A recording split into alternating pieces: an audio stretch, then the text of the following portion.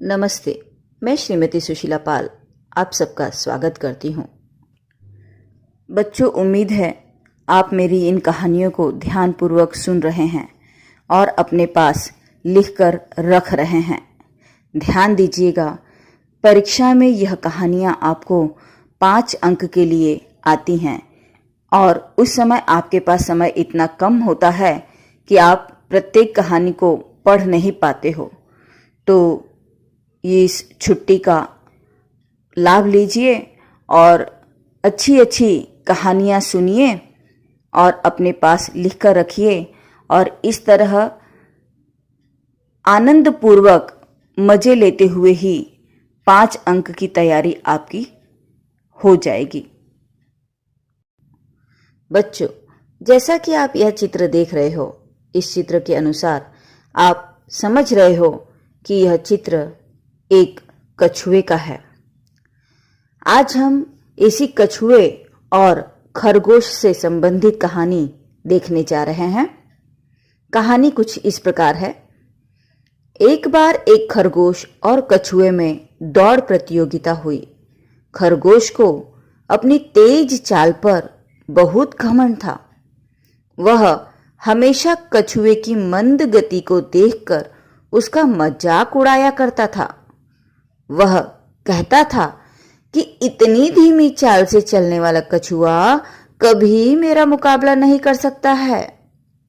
एक दिन कछुए ने उसकी चुनौती को स्वीकार कर लिया। पहुंचने के लिए एक स्थान निश्चित किया गया और नियत समय पर दोनों ने एक ही स्थान से दौड़ना आरंभ किया।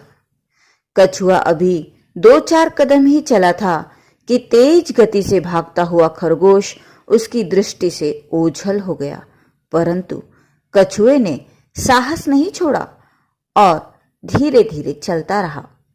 खरगोश तेज दौड़ता हुआ बहुत आगे निकल गया। उसने पीछे मुड़कर देखा, लेकिन कछुआ उसे कहीं भी दिखाई नहीं दिया। वह मन ही मन हंसते हुए बोला, यह मंद गति का कछुआ 4 कदम चलने में भी 1 घंटा लगाता है। बड़ी कठिनाई से सायंकाल तक वहां पहुंचेगा, जहां मैं कुछ क्षण में ही पहुंच गया हूं। गंतव्य स्थान अब थोड़ी ही दूर था। खरगोश ने सोचा, चलो कुछ समय यहां आराम कर लूं। वह एक झाड़ी की छाया में लेट गया और गहरी नींद में सो गया। कछुआ धीरे धीरे चलता हुआ वहां पहुंचा जहां खरगोश सो रहा था। उसने उसे सोया हुआ देखा, लेकिन वह रुका नहीं और चुपके से अपनी धीमी चाल से चलता गया और गंतव्य स्थान तक पहुंच गया। बहुत देर बाद खरगोश की आंख खुली। उसने पीछे मुड़कर देखा।